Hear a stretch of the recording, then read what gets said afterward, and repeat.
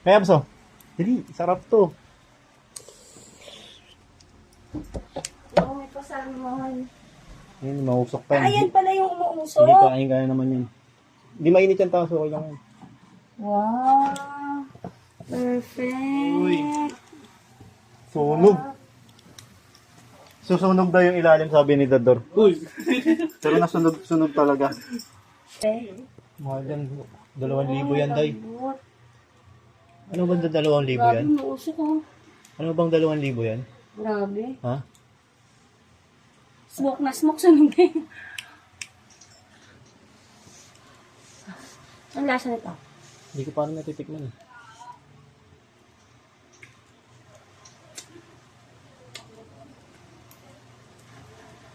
Ang sarap. Pang 3K.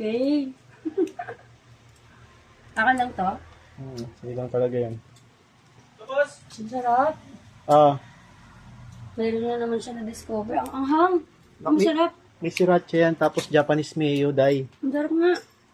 Sriracha Samba. yan, yung sriracha ko, huypong. Samba. Ito kuya oh. Pwesto. Happy Tapos birthday. Japanese mayo. Bagay sa'yo to. So ilang tira, 4 lang yung ganyang Oday. Yan, tignan mo naman, no. Ang sarap. Ano to? Na ano to? Ganyan talaga pagluto niyan. Sarap. Ang sarap. Nakachamba. Parang fine dining. Shal. Mamo rin. Lambot na. Chop na. Sarap. Parang ang sarap talaga ng kanin kasi mauubos mo talaga.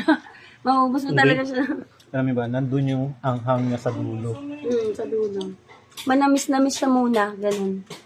Ang lasang mayaman na isda. Salmon yun, mas mayaman Kaya talaga. nga. Kung titignan niyo kung magkano to benta nito, Dahil may salmon naman din na ano. 1,250 yan. Pero ito masarap talaga. Eh, nakuha kong sale yan. 175, quiet lang kayo. Ulit Pero tayo sa amin. yung sriracha na huypong, ito ah. Yan, ayan yung mga nilagay ko dyan. Huypong na sriracha, Japanese mayo, tapos ito yung secret ingredients natin. Healthy to guys. Wala na, hindi na makakahingi. Sarap na. Sana nakalimutan na yung bisita doon. Nag-food trip na dito. Mas masarap pa ata siya pag nilagyan mo pa ulit nito. Ano ito? Nasa dulo yung anghang niya. Lagay lang natin dito. Sa gilid lang. Storage full na ako. Nabay na, storage full na ako guys. Masarap, masarap, masarap. Mamamatay na to. PM us. PM us for more details. Yes.